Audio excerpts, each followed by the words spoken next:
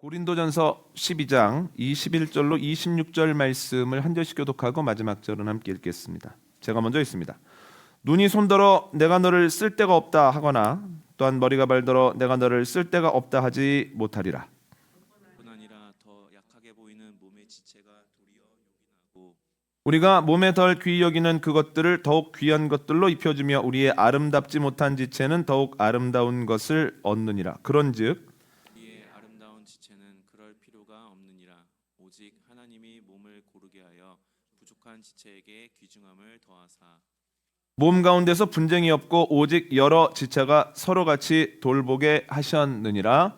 만일 한 지체가 고통을 받으면 모든 지체가 함께 고통을 받고 한 지체가 영광을 얻으면 모든 지체가 함께 즐거워하느니라. 아멘.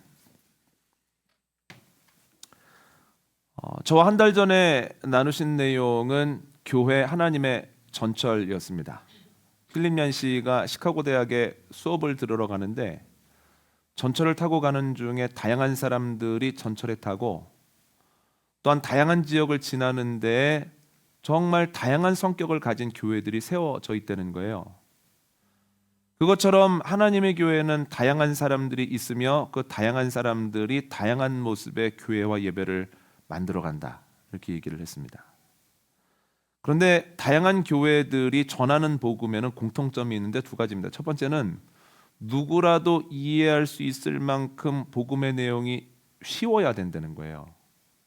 그러니까 예수님으로부터 복음을 처음 전해받은 사람들도 학습과 학력과는 크게 관련이 없었던 사람들이지만 주님께서 너무너무 쉽게 설명을 해주셨기 때문에 복음을 받아들이는데 전혀 문제가 없었다는 거죠. 그러니까 교회도 그걸 위해 힘써야 된다, 이렇게 얘기를 했고, 두 번째는 쉽게 설명은 되지만 그 깊이와 너비를 누구도 다 알 수 없는 것이 복음이라는 거예요. 아무리 노력해도 주님을 다 알 수 없습니다. 주님의 아주 일부분만을 알 수 있습니다. 그럼에도 불구하고 우리가 지식으로 계속해서 나아가야 하는 이유는 지난번에 말씀드린 것처럼 만원경이 발달하면 발달할수록 우주의 크기와 신비를 아는 것처럼 우리의 지식이 넓어지고 깊어지면 깊어질수록 하나님이 어떤 분인지, 하나님이 얼마나 크신 능력을 가지고 있는지를 더 많이 알 수 있기 때문에 주님의 약속이 얼마나 확실한지를 과학이 발달하는 가운데서 더 명확하게 깨달을 수 있기 때문에 우리가 더 노력해야 된다, 이런 말씀을 드렸습니다. 이게 4주 전 말씀이고요. 그 뒤로 3주 동안 최도재 목사님이 로마서를 나누어 주셨습니다. 교회론에 입각해서 다시 한번 정리를 해보자면 3주 전에는 이런 말씀을 하셨습니다. 교회는 아버지에게 죄를 짓고 돌아와서 용서를 구하는 둘째 아들 같은 교인이 있고, 그 자리에 있지만 아버지의 마음은 언제부턴가 잃어버린 첫째 아들과 같은 교인들이 있으니 조심해야 된다라고 하면서 교회는 죄 지은 사람들의 공동체다, 이렇게 얘기를 했습니다. 2주 전에는 교회는 하나님의 택정함을 받고 하나님의 부르심을 받은 사람들의 공동체다.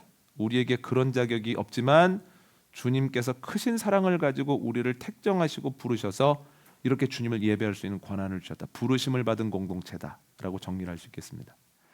지난주에 나눴던 말씀은 교회 공동체 안에 있어도 우리는 패배할 수밖에 없고 특별히 죽음에 질 수밖에 없는 공동체지만 주님께서 부활하시는 가운데에서 우리를 승리로 이끌어 주셨다.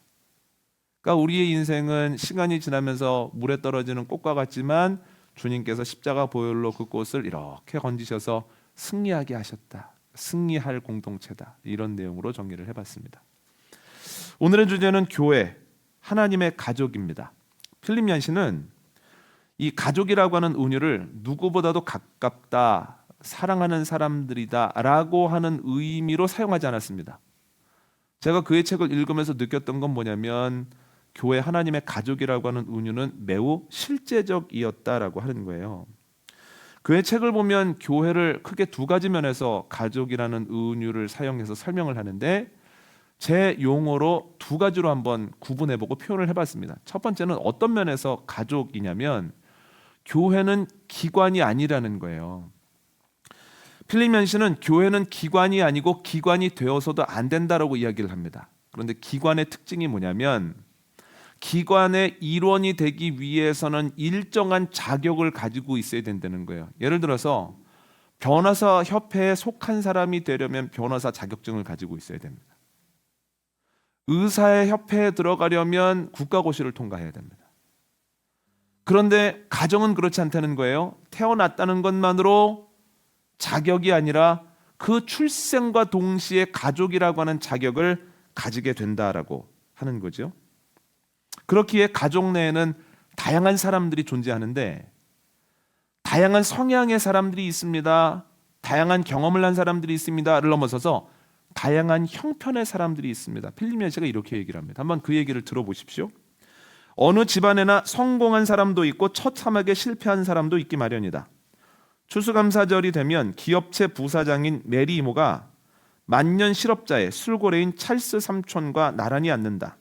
식탁에 둘러앉은 식구들 중에는 똑똑한 사람도 있고 우둔한 사람도 있고 못생긴 사람도 있고 잘생긴 사람도 있고 건강한 사람도 있고 장애인도 있지만 가정에서는 그런 차이가 무의미해진다.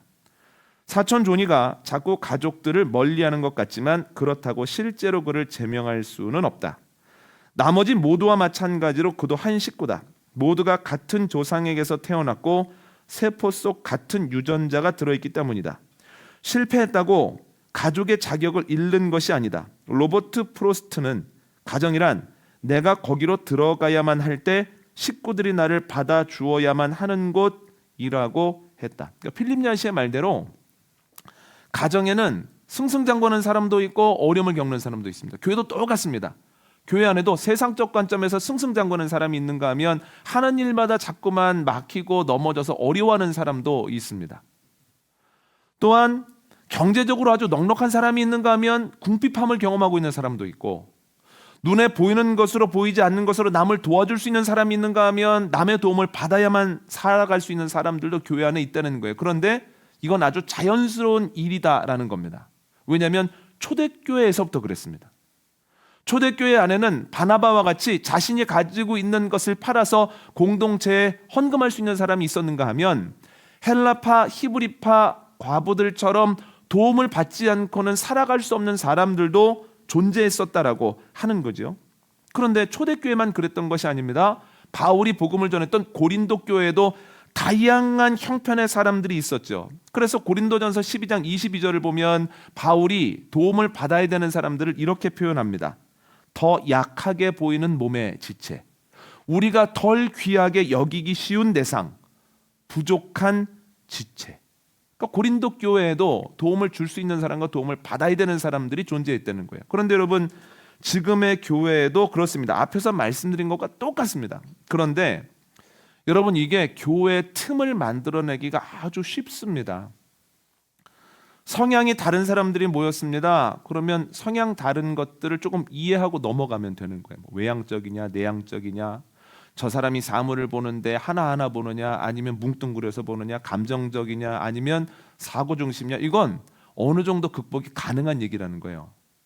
다양한 경험의 사람들이 모였습니다. 이것도 괜찮습니다. 오히려 다양한 경험의 사람들이 모이면 교회에서 사역을 하는데 아주 유용하다라고 하는 거예요. 그런데 문제는 뭐냐면 다양한 형편의 사람들이 모였다라고 하는 것 때문에 사단의 공격을 받기가 굉장히 쉽습니다. 사회적으로 승승장구하는 분들의 경우에는 교만함과 싸워야 합니다. 교만한 모습을 보이지 않기 위해서도 노력해야 하지만 표현이 되어지지 않는, 때때로 내가 느끼지는 못하지만 내 안에 깊숙이 자리 잡고 있다가 결정적인 순간에 싹 하고 모습을 드러낼 수 있는 교만함이 내 안에 자리 잡지 못하도록 계속 힘써야 된다는 거예요. 형편의 차이 때문에. 어려운 분들의 경우에는 과도한 섭섭함이나 서운함을 느끼지 않도록 조심해야 된다는 거예요. 예전에 붕사 목사님들이 와서 늘 교회에서 제일 무서운 마귀는 섭섭마귀입니다 이렇게 얘기를 하셔서 그냥 그런가 보다 했거든요. 그런데 실제로 그렇습니다. 섭섭하고 서운함을 느끼기 시작하면 벌써 예배에 은혜가 안 되고 예배에 대한 기대감이 사라져 버린다는 거예요. 그런데 어려울 때 섭섭마귀가 이 마음에 들어오려고 시도할 가능성이 아주 높아지는 때라는 거예요. 또한 목회자의 경우에는 도움을 줄 수 있는 분이나 도움을 받아야 되는 분 사이에 차별이 생기지 않도록 끊임없이 싸워야 됩니다. 여러분, 목회자도 사람인데 왜 그런 마음이 없겠습니까? 그러나 똑같은 마음을 가지고 생활하려고 부단히 노력해야 된다는. 그래서 다양한 성향이 모였습니다. 다양한 경험의 사람들이 모였습니다 보다 다양한 형편의 사람들이 교회에 모였습니다라고 하는 것은 우리가 고민하고 생각하고 또 노력해야만 되는 문제다라고 하는 거죠. 그런데 바울의 글을 보면 그냥 단순히 사역자의 경우에, 교인들의 경우에 공평하게 대해야 된다라고 하는 것에서 조금 더 나아가더라는 거예요. 한번 읽어볼까요? 고린도전서 12장 23절로 25절 말씀 함께 읽겠습니다. 시작. 우리가 몸에 덜 귀히 여기는 그것들을 더 귀한 것들로 입혀주며 우리의 아름답지 못한 지체는 더욱 아름다운 것을 얻느니라. 그런즉 우리의 아름다운 지체는 그럴 필요가 없느니라. 오직 하나님이 몸을 고르게 하여 부족한 지체에게 귀중함을 더하사 몸 가운데에서 분쟁이 없고 오직 여러 지체가 서로 같이 돌보게 하셨느니라. 아멘. 우리가 몸에 대해서 자연스럽게 하게 되는 게 뭐냐면 덜 귀한 부분을 귀한 걸로 덮는다는 거예요. 입혀준다는 거예요. 그리고 아름답지 못한 것들은 더욱 아름다운 것들로 감싸준다는 거예요. 그럼으로써 약한 부분을 보완하면서 갈 때 한 몸이 함께 행복할 수 있다는 겁니다. 그러면 이 원리대로 하면 어떻게 해야 되겠습니까? 교회는 승승장구하는 이들보다는 어려움을 겪는 이들에게 더욱 관심을 주고 더 기도하는 가운데에서 일으켜갈 때 교회가 교회다울 수 있다는 거예요. 필립 얀시는 이 사실을 더 명확하게 알려주기 위해서 존 웨슬리 목사님의 어머니 수잔나 웨슬리 사모님에 대한 이야기를 합니다. 잠깐 그분에 대해서 말씀을 드리면 수잔나 웨슬리는 19살에 결혼을 해서 21년 동안 19명의 자녀를 낳습니다. 그런데 자녀들을 굉장히 신앙적으로 영성으로 잘 훈련을 시켰습니다. 그래서 교회 다니는 분들에게 훌륭한 어머니를 뽑아주십시오 라고 하면 꼭 들어가는 어머니가 맹자 어머니하고 웨슬리 어머니하고 꼭 들어갑니다. 수잔나 웨슬리하고. 그런데 수잔나 웨슬리로부터 이 신앙교육을 받은 자녀들 중에 굉장히 주님께 크게 쓰임을 받은 사람이 있는데 두 명만 꼽자면 존 웨슬리하고 찰스 웨슬리입니다. 존 웨슬리 목사님은 감리교의 창시자이시면서 산업혁명 이후에 구조가 허물어져 가면서 소외되었던 사람들에게 복음을 전하는 가운데에서 그들이 복음으로 일어날 수 있게끔 했고 사회의 문제를 해결했다는 거예요. 그래서 영국 사회가 웨슬리에게 빚을 졌다라고 할 정도로 복음으로서 사회를 고치고 일으켰던 분입니다. 그리고 지금까지도 그분의 설교는 목회자들에게 굉장한 영향을 주고 있습니다. 찰스 웨슬리는 저희가 알지 못하는 사이에 저에게 굉장한 영향을 주고 있다는 거예요. 그는 신앙의 고백을 찬송가의 작사 작곡으로 남기기 시작했는데 외국 찬송가에는 그의 신앙 고백이 부지기수로 들어 있습니다. 어제 선교사로 있는 친구가 디민을 하면서 이제 마지막 과정을 남겼습니다. 마지막 과정이 뭐냐면 목회자들을 모아놓고서 본인이 논문 썼던 것들을 한 1시간 반 정도 프리젠테이션을 하고 질문을 받는 거예요. 그런데 그 친구가 한국에 돌아와서 프리젠테이션을 하는데 그 주제가 뭐였냐면 예배 속에서의 찬송가의 역할, 회중 찬양이란 무엇인가, 이 주제를 가지고 썼더라고요. 그런데 마침 그 얘기를 하는데 찰스 웨슬리에 대한 이야기가 나오는 거예요. 찰스 웨슬리 목사님이 자료를 여러 가지를 봤더니 역사상 찬송가를 두 번째로 많이 쓴 사람이라는 거예요. 그러니까 제일 많이 쓴 사람이 누구냐면 파니 크로스비라고, 왜 눈이 멀었던, 그런데 그 찬양 작사로서 많은 은혜를 끼쳤던 파니 크로스비가 첫 번째고 8,000곡 정도를 작사 작곡을 했고 작사를 했고, 찰스 웨슬리 목사님의 몇 곡을 작곡했느냐에 대한 여러 가지 의견이 있지만 본인이 볼 때 가장 신빙성 있는 자료를 보면 6,700곡을 작사 작곡을 했다는 거예요. 그런데 그 곡 중에 우리나라에도 무려 13곡이 찬송가에 담겨 있습니다. 그러니까 한번 예를 들어볼까요? 어떤 것들이 있냐면 이런 겁니다. 3주 전에 저희가 예배 시간에 불렀던 찬송가 15장, 하나님의 크신 사랑, 찰스 웨슬리 목사님 곡이에요. 지난주에 불렀던 23장, 만입이 내게 있으면 그 입 다 가지고. 찰스 웨슬리 목사님입니다. 105장 대림절 찬양입니다. 오랫동안 기다리던. 126장 성탄절 찬송입니다. 전사 찬송하기를 거룩하신 예수께. 280장 전부여 의지 없어서. 그게 다 찰스 웨슬리 목사님 곡이에요. 그런데 그 찰스 웨슬리 목사님을 훌륭하게 키워준 그 수산나 웨슬리 사모님에게 물어봤습니다. 사모님은 자녀들이 굉장히 많은데 어떤 자녀를 제일 사랑하십니까? 이렇게 물었더니 이렇게 답을 했습니다. 나는 병든 자식이 나을 때까지는 병든 자식을 제일 사랑하고 집 떠난 자식이 돌아올 때까지는 집 떠난 자식을 제일 사랑한답니다. 그러니까 교회가 어떻게 해야 됩니까? 약한 이들을 위해서 먼저 기도하고 부족한 이들을 채워주기 위해서 먼저 힘쓰는 것이 교회의 자연스러운 모습이라는 거예요. 선택이 아닙니다. 왜냐하면 예수님이 그렇게 하셨기 때문입니다. 예수님의 마음이 어디에 있었냐면 제 길을 가는 99마리 양이 아니라 땅 길로 가는 한 마리 양이 있었습니다. 그리고 예수님께서 바울을 통해서 빌립보 교인들과 우리들에게 뭐라고 말씀하십니까? 너는 그리스도 예수의 마음을 품으라고 말씀하시죠. 그러니까 교회는 주님의 마음을 품기 위해서 부단히 노력해야 됩니다. 제 길을 가는 99마리 양도 소중하지만 딴 길을 가고 있는 한 마리 양을 위해서 더욱 힘을 써야 된다는 거예요. 근데 문제는 이게 쉽지 않다는 거예요. 여러분 생각해 보시죠. 교회를 제외한 곳에서는 평안한 사람, 잘 되고 있는 사람과 가까이 지내고 싶고 문제가 있고 연약한 사람과는 거리를 띄고 싶어 합니다. 우리의 죄성도 그런 방향으로 가거든요. 그래서 우리의 힘만으로는 이게 정말 어렵다는 거예요. 그러면 어떻게 해야 되겠습니까? 주님을 따르는 중에 우리의 힘으로 안 되면 누구의 도움을 받아야 됩니까? 성령님의 도움을 받아야 되는 거예요. 성령님이 도우시면 성령님의 도우심을 받아서 잃어버린 한 마리 양, 도움이 필요한 사람들에게 우리의 마음이 가고 그들을 위해 먼저 기도하고 눈을 감았을 때 먼저 간구하게 된다는 거예요. 여러분, 연약한 이들을 위해서 힘쓰는 은혜가 이 교회 안에 넘치게 되어지기를 원합니다. 이 교회가 건강한 교회 되어지기를 원합니다. 주님의 마음을 품고 있는 교회가 되어지기를 원합니다. 두 번째는 교회는 천국이 아니라는 거예요. 여러분, 필립 얀시가 교회는 하나님의 가족입니다 라고 이야기를 딱 했을 때 뻔한 얘기 아닌가 이런 생각을 했거든요. 근데 뻔한 얘기가 아닌 거예요. 제가 두 가지 면에서 크게 허를 찔렸는데 첫 번째 허를 찔린 부분을 한번 들어보십시오. 화면을 보시면서 창세기를 읽어보면 가족들의 역사가 나온다. 우선 착한 아들과 못된 아들을 둔 아담과 하와의 가족으로 시작된다. 이렇게 얘기를 하는 거예요. 그러니까 가족 안에는 착한 아들만 있는 게 아니라 못된 아들도 있다는 거예요. 이야기의 근거가 되는 창세기 말씀 한번 볼까요? 창세기 4장 4절과 5절 말씀이 있습니다. 시작.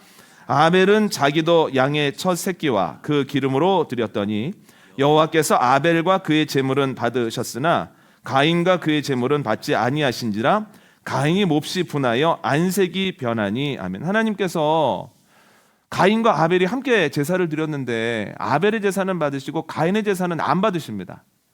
그 이유가 무엇인지는 확실히 알 수는 없지만 추정하기로는 예배의 절차 문제가 아니라 예배를 드리는 예배자의 생활의 모습 때문에 이게 다른 결과를 낳았다는 거예요. 그러니까 가인의 삶이 문제가 있었기 때문에 주님께서 안 받아주셨죠. 그런데도 막 화를 내는 거예요.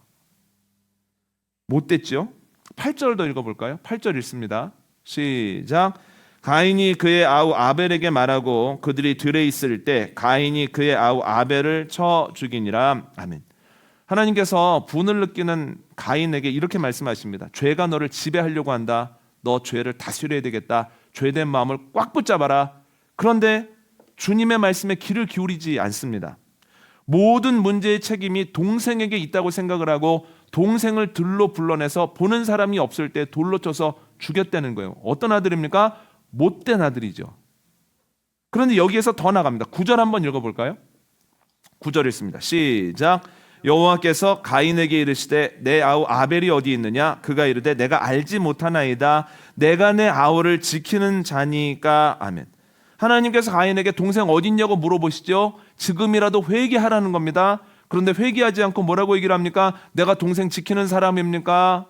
왜 저한테 동생을 물으십니까? 회개해야 될 때 오히려 회개하지 아니하고 하나님께 소리치더라는 거예요. 어떤 아들입니까? 못된 아들입니다. 그러니까 필립 얀시가 이걸 통해서 무슨 말을 하고 싶은 거냐면, 하나님께서 이루신 아담과 하와의 가정에도 착한 아들만 있는 건 아니었다는 거예요.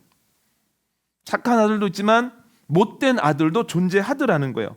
그 못된 아들로 인하여서 문제가 그 가정 안에 생기더라는 거예요. 이처럼 교회 안에도 여전히 주님을 안다고 하면서도 삶의 자리에서 죄의 문제가 해결되지 않았거나, 어려움을 겪었을 때 내 뜻대로 안 될 때 나를 돌아보지 않고 다른 사람 탓으로 돌리거나, 혹은 하나님께서 회개할 기회를 주셨는데 회개하지 아니하고 오히려 죄된 길로 더 나아가는 사람들도 여전히 교회 안에 존재하더라는 거예요. 이게 이 땅에 있는 가정의 원리고 교회의 원리라는 거예요. 그렇다면 여러분, 교회 와서 아니 왜 교회 안에 문제가 있습니까? 왜 교회 안에 다툼도 종종 존재합니까? 왜 교회 안에 이런 사람들이 있습니까? 라고 물어보는 것은 기본적인 교회에 대한 지식이 없기 때문에 하는 질문이라는 거예요. 여러분, 우리는 아직 온전하지 않습니다. 그래서 우리가 온전하신 주님께 다름질하는 겁니다. 우리는 아직 천국에 살고 있지 않습니다. 그래서 천국을 바라보면서 나아가는 중이라고 하는 거죠. 그런데 생각해 보면 교회에는 착한 아들과 나쁜 아들도 있지만 나와 성향이 맞지 않는 사람들은 나쁜 사람으로 인식하는 경향도 있더라는 거예요. 이걸 설명하기 위해서 필립 얀시가 기독교 영성가였던 헨리 나우엔의 말을 소개하는데 한번 들어보시겠습니까? 교회는 가장 함께 살기 싫은 사람이 반드시 살고 있는 곳이다. 다른 사람들이 이런 얘기를 했으면 그런가 보다 하는데, 존경에 맞지 않는 헨리 나우엔이 이런 얘기를 했을 때 큰 위로를 받았습니다. 아, 헨리 나우엔에게도 이런 경험들이 다 있었던 거구나. 교회 공동체는 그런 거구나. 여러분, 교회 안에 내 마음에 맞는 사람들만 있을 수 없습니다. 이건 불가능합니다. 소통 전문가인 김창옥 씨에게 질문을 누군가 했습니다. 교수님은 안티가 없으시죠? 그랬더니 왜 없습니까? 인터넷 보면 저를 욕하는 댓글이 굉장히 많습니다. 그러면 교수님 싫어하는 댓글을 봤을 때 어떤 마음이십니까? 처음에는 얼마나 화가 나는지 심한 욕을 할 수는 없고 댓글 쓰고 일어나다가 넘어져 버려라 뭐 이랬다는 거예요. 너무 화가 나가지고. 그런데 자꾸 댓글을 보다가 어떤 생각을 딱 갖게 됐냐면, 그렇지, 신에게도 안티가 있다. 이런 생각을 하면서 나를 다 좋아할 수는 없고 나랑 다 마음이 맞을 수는 없어. 나를 안 좋아하는 사람도 있고 더 나아가서 나를 싫어하는 사람도 당연히 있는 거야. 제가 그 말에 공감을 했습니다. 여러분, 저희가 하나님을 오래전부터 알았고 하나님이 하시는 일을 인정한다라고 하면서도 내가 기도하는 대로 그것이 안 되어졌을 땐 하나님 원망도 하고 하나님 왜 이러냐고도 하고 하나님한테 자꾸 가르쳐 드리려고 하지 않습니까? 그러니까 하나님께도 안티가 있는 거예요. 하나님이 하시는 일에도 마음에 안 든다고 하는 사람들이 있는 거예요. 그것이 바로 저희입니다. 그런데 사람이 사람에게 어떻게 다 마음에 들겠습니까? 사람이 사람에게 어떻게 100%의 만족을 주겠습니까? 어떤 목회자가 모든 교인에게 모든 만족을 주고 어떤 교인이 목회자에게 마음에 꽉 차는 일들을 다 할 수 있겠습니까? 부족한 상태에서 만나고 부족한 것을 주님의 사랑으로 용납하고 채워가는 것이 교회의 역할이다라고 하는 거죠. 어떤 분이 이런 얘기 하실 수 있습니다. 나는 다 마음에 듭니다. 그러면 그분 때문에 누가 힘들 가능성이 100%입니다. 참 희한한 거예요. 목사님, 저는 뒤끝이 없습니다. 누군가가 그분의 말 때문에 지금 힘들어할 있을 가능성이 높아요. 불완전한 존재이기 때문에 조금씩 부족함도 느끼고 좀 힘들기도 하고 서운하기도 하고 그런 법이죠. 또 하나 제가 깜짝 놀란 필립 얀시의 그 통찰은, 그럼에도 불구하고 하나님이 그 공동체를 온전하게 이끌어 가시는데 시간이 좀 걸리더라는 거예요. 그러니까 뭐라고 얘기를 하냐면, 아브라함의 가족이 온전해 보였지만 아브라함의 가족을 잘 들여다보면 그 가족의 문제가 심각하더라는 거예요. 자녀가 없어서 자녀를 얻어보려고 하갈을 첩으로 들이는데 하갈이 아기를 갖자마자 사라와 하갈 사이에 갈등이 폭발해 버립니다. 하갈이 도망가 버리죠.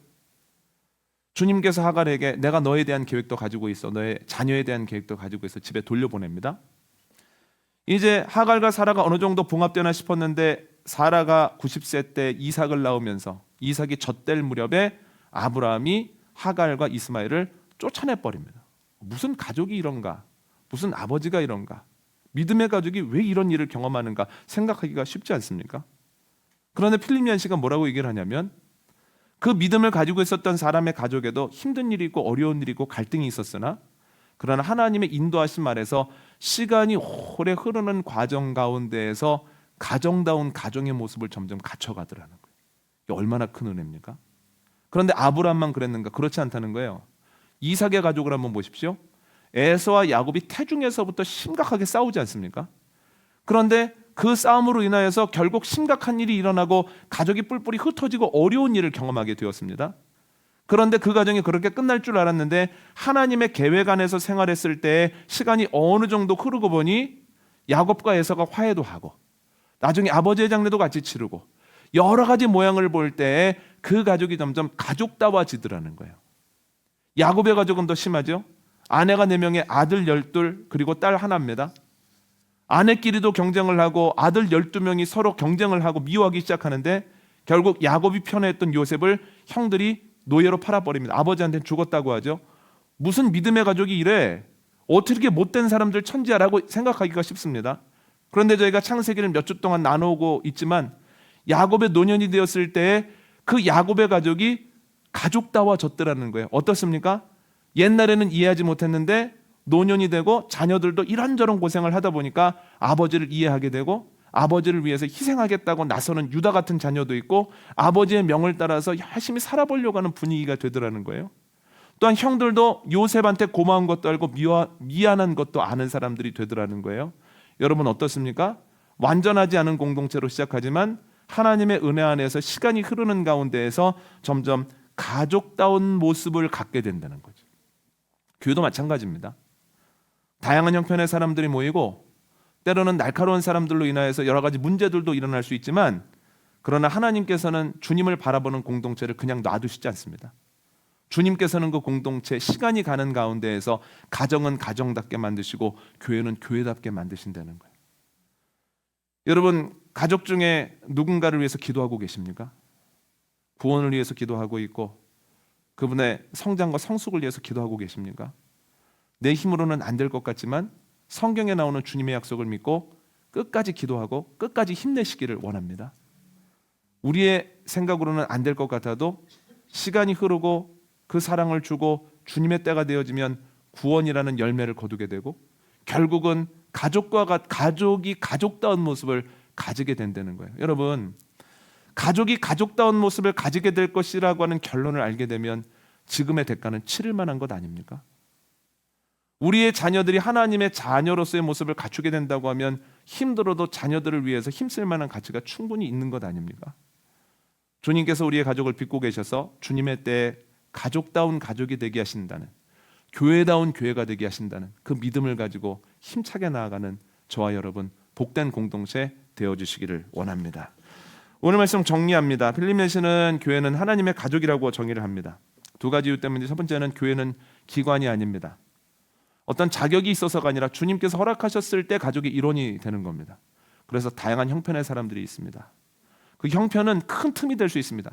틈이 되지 않으려면 승승장구하는 사람들은 교만하지 않기 위해서, 어려움을 잠시 겪고 있는 사람들은 낙심하거나 서운함을 느끼지 않기 위해서, 그리고 교회 공동체와 목회자는 약한 이들, 힘든 때를 지나고 있는 한 마리 양에게 더욱 힘을 써야 된다는 거예요.